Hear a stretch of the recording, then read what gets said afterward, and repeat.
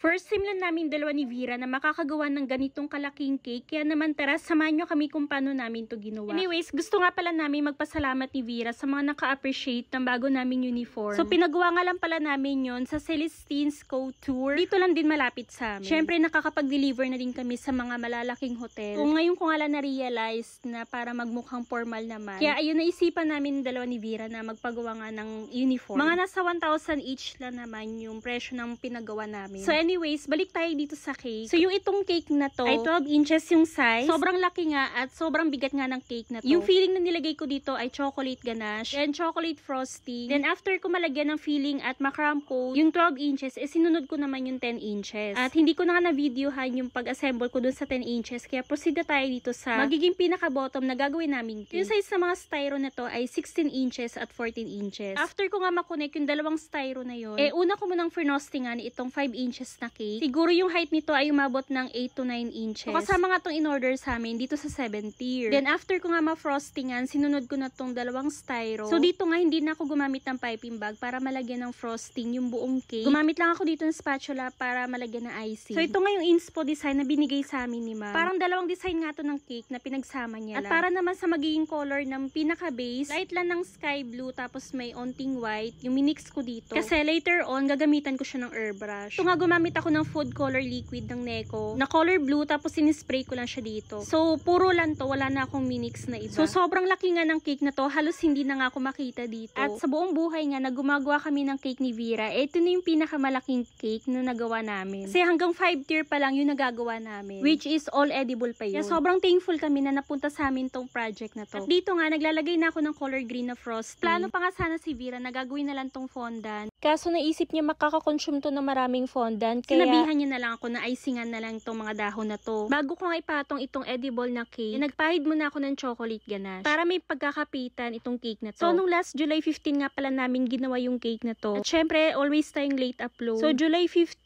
mga around 12 AM na ako nag-start mag-frosting. Kasi tinapos ko muna yung 24 pieces na cake pops. Then after nun, sinunod kong gawin itong 7 tier. So, after ko nga ma-frostingan itong mga cake na to, hindi ko na sila malalagay sa chiller kasi hindi naman to magkakasya. Kasi sobrang laki nga. So, yung ginawa ko, nagbabas ako ng ratio ng water dun sa whip-it para mas maging stable yung icing. Since yung cake na to ay ibibiyahe pa sa Iloilo City. Then, as you can see kanina, naglagay ako ng mga Zago straw. Medyo madami ngayon na ilagay ko. Tapos, naglagay pa ako dito ng bamboo stick para sure na stable yung magiging cake natin. So, yung 4 na tier nga, naka-assemble na siya. Tapos, yung 3 tier ay ikakabit na lang namin dun sa venue. So, supposed to be nga, all soft icing lang sana yung mga cake na to. Tapos, with fondant details. Tapos, may toy na topper. Kaso, napag-isip-isip nga ni Vera na gagawin na lang na fondant yung 3 tier. Para malinis pa din yung pagta-transfer namin ng cake dun sa venue. Kasi pag icing kasi medyo messy. Unlike kung fondant yung gagamitin. Although nag-offer naman si Vera na i-all fondant yung mga cake. Kaso ayaw ni ma'am, soft icing lang daw yun sa kanya. Pero much better talaga na full fondant yung i-cover dito pag mga ganitong kalaking cake. Lalo na kapag madami kang details na ilalagay dito. Alam nyo ba na ito yung first time na mag-order sa amin si ma'am ng cake. At 7 tier pa yung pinabook niya sa amin. Tapos sobrang layo pa namin. O diba? Kaya sobrang thank you ma'am sa binigyan yung tiwala sa amin. Tapos ang laki pa ng cake na pinabook niya. Wala namang baker na hindi nangangarap na magkaroon ng ganitong kalaking project. Tapos sabi pa ni ma'am sa amin, napapanood niya lang daw yung mga vlogs namin before. Tapos sabi niya gusto niya daw itry. Kaso nakalimutan niya daw yung FB page namin. Then out of nowhere daw, bigla daw kaming dumaan sa FYP niya. O diba, destiny talaga na kami yung gagawa ng birthday cake ng anak niya. Kaya sobrang malaking advantage din kapag nagba-vlog ka. Kasi mas napapalawak mo yung pag-endorse mo sa business mo. Naiinganyo mag-order sa'yo kasi napapanood ka nila. Anyways, balik tayo dito sa cake. Dito naman sa 4-tier cake. As you can see, nakabalot nga to ng fondant. Kasi ito nga yung nasa inspo design ni ma'am. Hindi naman to pwede i-icing. So, yung ginamit naming fondant dito sa paggawa ng mga details ay EMF. Lahat ng mga details dito ay si Vera yung gumawa. Sobrang nakakabilib nga yung patience niya sa paggawa ng mga fondant toppers. So, magdamag niya nga to ginawa. Lahat dito ay on the spot. Hindi kami gumagawa ng a day before. At lahat ng mga details dito ay fondant. Ang dami nga nagtatanong kung magkano nga daw namin na ibigay yung cake na to. So, sa totoo lang, medyo nalugi nga kami dito ni Vera. Pero okay lang, malaking achievement naman to para sa amin. At ang importante ay natuwa naman si ma'am sa ginawa naming cake. Nag-costing naman kami ni Vera, pero minsan kapag nagko-costing tayo, nandiyan na yung actual. Hindi ko mo, kung ano yung nilista mo ay ayun na yung magagamit mo. Minsan sumusobra pa. Pero okay lang, at least next time, may idea na kami ni Vera kung magkano na namin to ibibigay sa susunod. Bukod sa 7 tier ay may 1 tier cake pa si ma'am na order sa amin. Tapos may 24 pieces na cupcakes, 24 pieces na cake pops. So medyo okay na din. Yung cake na to ay para sa isa niya pang anak. O diba, ang cute ng kanilang theme. Siguro kung ibibigay namin ulit yung cake na to, siguro hindi na bababa sa 30,000. Lalo na kapag 1-man team ka lang. Kasi grabe, hindi biro gumawa ng ganitong kalaking cake. Swerte nga lang kami ni Vera kasi nahati yung pagod. Siya tagagawa ng topper, ako taga-icing, taga-decorate. Pero syempre, mas mainam pa din na mag-costing kayo ng sarili nyo. At least gawin yung times 3 dun sa mga nagastos at nagamit nyo. Anyways, hindi ko nga pala na-flex yung ginamit kong cake drum dun sa 7 tier. Actually, plywood pala yung ginamit namin kasi hindi naman yung kakayanin ng cake drum. So, umabot nga ng 24 inches yung lapad ng plywood na to. Saktong-sakto lang para sa 16 inches na pinaka-bottom na cake. At tignan nyo naman, sobrang kapal ng plywood na to. At umabot nga din to ng 1 inches yung kapal niya. At syempre, babalutan lang din namin to ng wallpaper. So, color white lang din yung napili naming color. At ito na nga yung mga natapos naming mga cake. Ready to delivery na siya. Bali, 3:30 PM yung start ng party. So, medyo atrasado na nga kami kasi nakalis na kami ng bahay ng 1 o'clock. Then, yung mga cake, nasa likod lang sila. Sobrang bigat niyan, hindi naman namin mahakwat. So, sa District 21 Hotel nga pala yung venue ng party. Pagkadating nga namin doon, in-unbox namin kagad yung cake. Medyo na-damage pa nga doon sa front. Pero sige lang, tinabunan na lang namin ng star. Nakakalungkot lang kasi Sara pa talaga yung damage. So, merong mga minimal damage din habang bumibiyahe kami kasi hindi naman talaga may iwasan, lalo pa na soft icing yung cover dito sa cake. Actually, umalis pa nga sa pwesto nito, yung cake na to, dito sa cake drum. So, chocolate ganache lang kasi din yung pinangdikit ko. Hindi pala safe yung chocolate lang. Sobrang lapit niya na talaga sa box. Buti na lang nagawan din namin ng paraan. So, good thing, umabot naman kami 30 minutes before mag-start yung party. At dito na nga namin inassemble yung 3-tier cake. Buti na lang naka-fondant cover sila. Hindi tayo medyo nahihirapan sa pag-transfer. At syempre, nilagyan na din namin dito yung mga ibang sweets.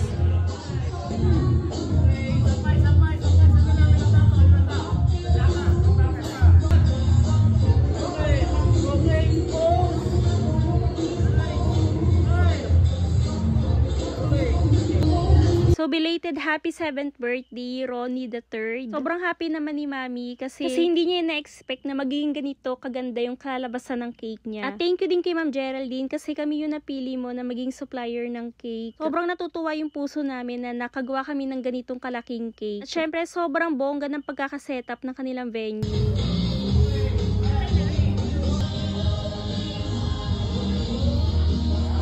Salamat Ma'am Geraldine. More blessing pa po sa family niyo. At after nga namin mag-deliver ng cake, ay dumiretso kami dito sa Big 5 Depot. Na dito na yan sila located sa Barangay Pakyad, Oton, Iloilo. Pamili na nga kami dito ng mga kulang namin sa baking. Syempre, para makuha na din namin yung monthly supply namin sa Bakersfield. Thank you so much, Bakersfield family. At syempre kay Ma'am Christy Nodke, ang owner ng Big 5 Depot. Sobrang gutom na nga kami dito, kaya naman naghanap kami ng malapit na makakainan dito. At dito nga kami pumunta sa Baking Studio by Teos, na located sa North Grove, Molo, Iloilo City. So, kabubukas lang ata nila ngayong buwan ng July. At pagpasok ng pangalan dito, sobrang nakaka-relax ng lugar. Dagdag pa na naaamoy mo yung mga masasarap nilang tinapay. Dito, sobrang dami mo mapagpipilian ng mga tinapay. Mga yayamanin na klaseng tinapay. Charing. Meron din sila dito mga ice cream. Sayang lang, hindi kami nakatry. 3 scoops for 100 plus ata yung presyo niyan. Kaya after namin mag-deliver ng cake, talagang mapapasabi ka na lang na sobrang deserve namin kumain ng mga masasarap. Tapos good service pa sila. Talagang inaasikaso kanila kung yung mga order mo. Sana makabalik nga kami ulit dito. So yun lang guys. Thank you so much for watching. Ingat po kayong lahat.